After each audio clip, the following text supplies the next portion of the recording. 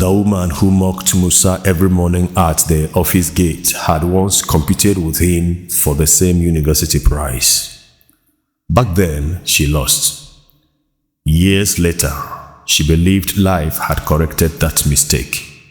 She was wrong. In Abuja, there was a young man named Musa. Every morning before sunrise, Musa stood at the gate of a large glass office building on Aguiyi Street. He opened the gate for expensive cars. He greeted executives politely, and most people passed him without even seeing his face. To them, he was simply the gatekeeper. But Musa was not always a gatekeeper, and one person in that building knew it very well. Her name was Mrs. Karim.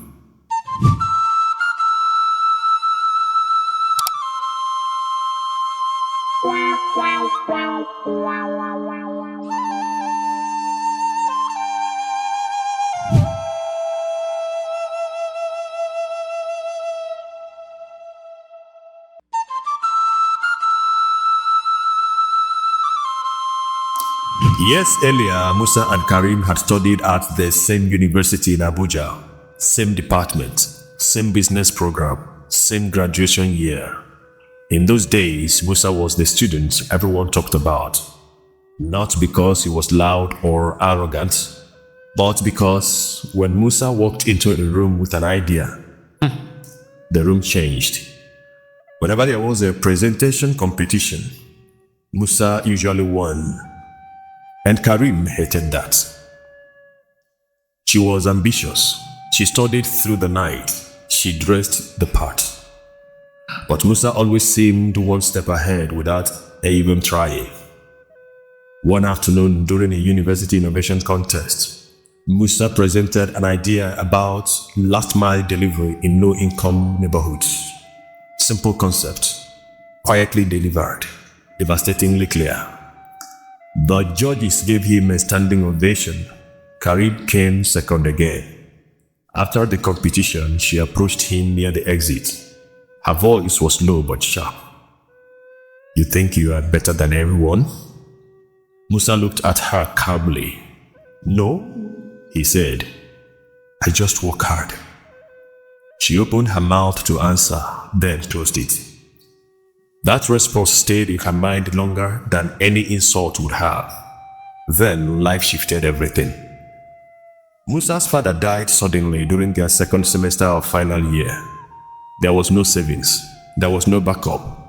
There was only a mother, two younger sisters, and a brother still in secondary school. Musa dropped out 2 months before graduation. Karim graduated with honors. She climbed quickly. First, a management trainee at a consulting firm, then a senior associate, then head of business development at a growing real estate company. And over the years, she almost forgot about Musa. Almost. One morning, Karim's driver pulled up to the office gate. The gate opened before the car even stopped. Karim looked up from her phone. The man standing at the gate wore a dark security uniform. He looked familiar. Very familiar. Same calm eyes, same quiet posture, same unhurried way of moving. Musa. For a moment, Karim simply stared. He did not notice her at first. He was already moving to the next car. She leaned toward her colleague in the back seat and said softly, "Life has a sense of humor." Her colleague frowned. "What?" Karim said nothing more. But from that morning, something changed inside her. Not guilt. Something older and smaller than guilt. Something that wanted to protect itself. Karim believed the story between them had already ended, but it had only just started. From that day, Karim never missed a chance to remind Musa of his place. She ignored his greetings. When colleagues gathered near the entrance, she would laugh just loudly enough for him to hear. "That man used to think he would run companies," she said once, gesturing towards the gate without looking at him. "Now he opens them." Laughter. Musa heard every word. He said nothing. He simply returned to his post.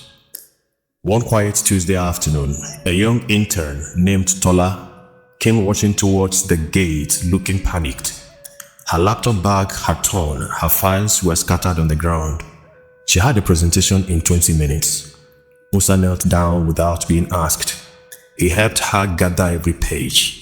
He spotted that her presentation printout was disordered and quietly rearranged it by the numbered corners while she reorganized her bag. "Your slide 7 was out of place," he said simply, handing it back. Tola blinked. "How did you know?" "I read the page numbers," Musa said and smiled. "Go, you have time." She ran. She got the contract. That evening, she came back to thank him. He wiped it off gently. "Just do well with it," he said. Word of that small moment spread quietly through the junior staff, but the executives never heard it. Then, one afternoon, Karim saw Musa sitting in his booth during a slow hour, writing carefully in a small notebook. She stopped. Something about the focus on his face irritated her. "What are you writing?" she asked sharply. Musa looked up. "Just some notes, ma'am." Before he could close it, she reached in and took the notebook. She flipped through the pages slowly. Pages of handwritten business analysis, market size estimates, logistics flow diagrams, and on one page, circled twice in blue ink, a headline, "Last mile delivery for underserved urban neighborhoods." The same idea he had presented at university, but now it was detailed, costed, mapped. Karim read the headline aloud, loudly so the 2 colleagues standing nearby could hear. "Last mile delivery for undeserved urban neighborhoods." She laughed.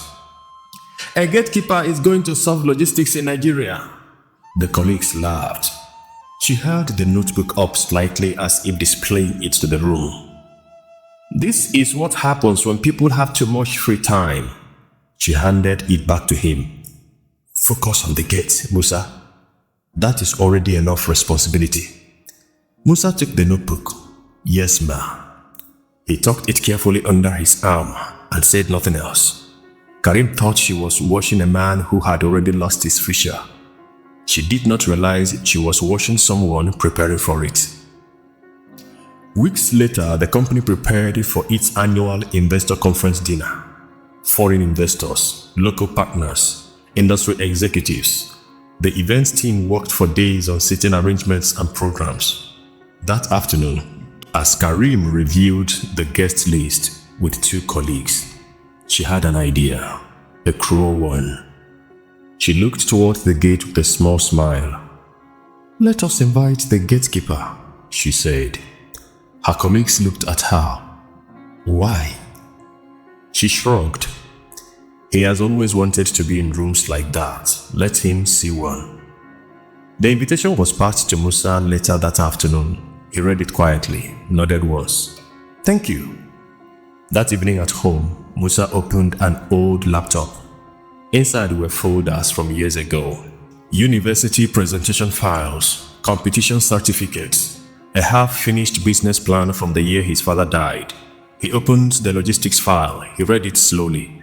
Then he opened his notebook to the circled page, "Last mile delivery for undeserved urban neighborhoods." He sat at his small table for 4 hours. By midnight, the plan was not half finished anymore. Karim expected the dinner to humiliate Musa. Instead, it would introduce him. The conference hall at the hotel glittered with warm light.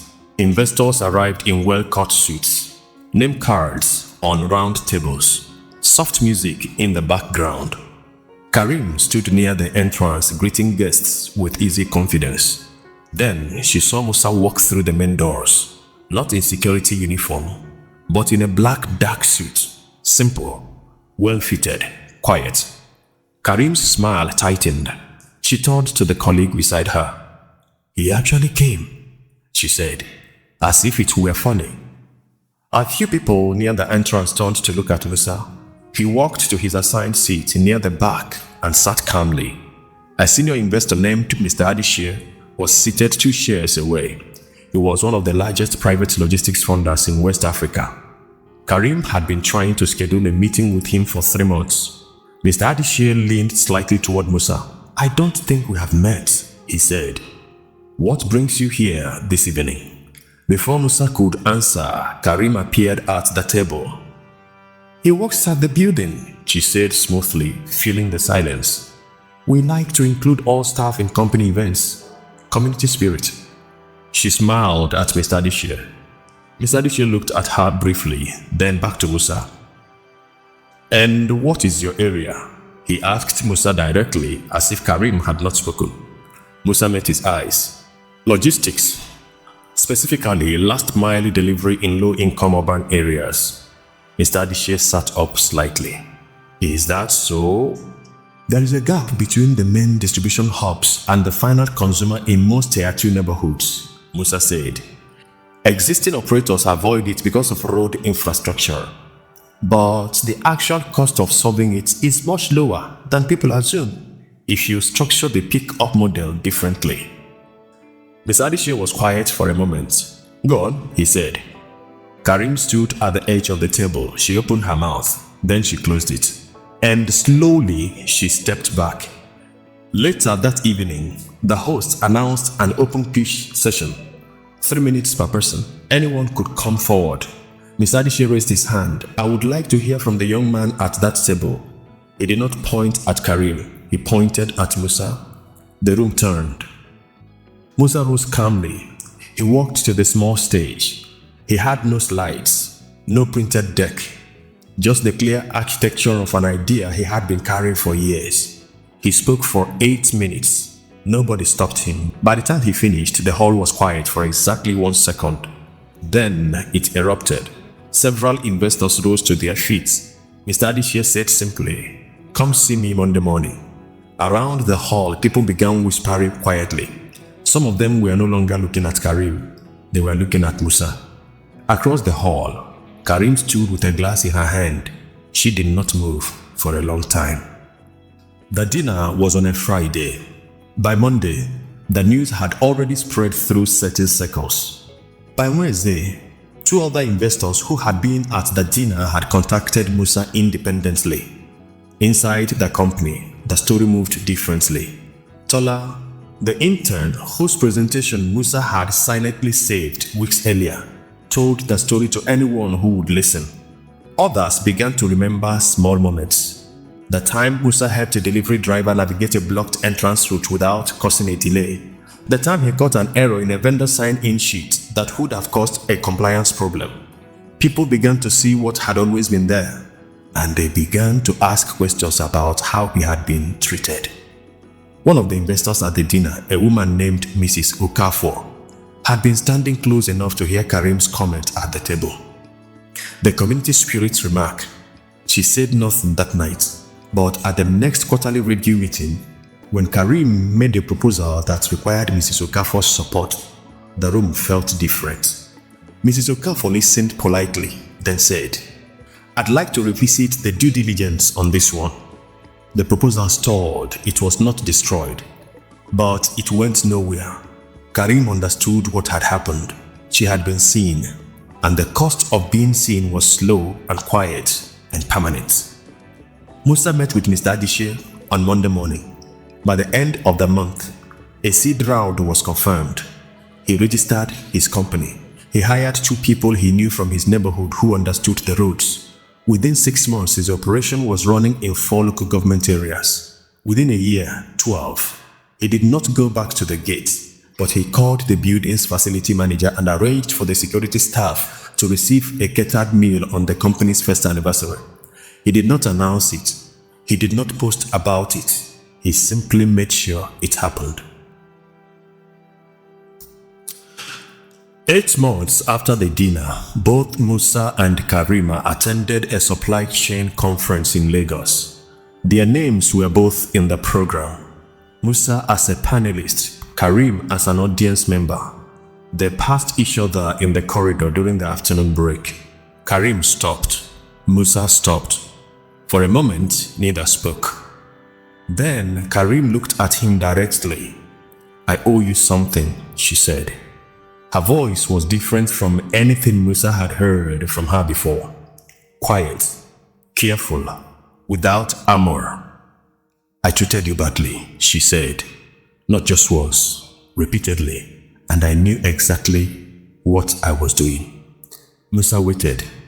I think I was afraid of you, she continued. I was afraid of you back in school. And when I saw you at that gate, I told myself that I had been right to move past you. That the gate was where you belonged. She paused. But that was never about you. Musa held her gaze. I know, he said simply. Karim nodded slowly. I am sorry, Musa. He was quiet for a moment, then he said, people's circumstances are temporary. What we do inside them is not. He extended his hand. She shook it. Then he walked back toward the conference hall where his panel was waiting. Some people believed Karim got exactly what she deserved. Others believed life had simply revealed the truth that was already there. Some people spend their lives trying to close doors on others. What they do not understand is that the right door cannot be closed by the wrong hands. Musa never needed anyone to open his. He simply waited until he was ready to walk through it himself. What do you think?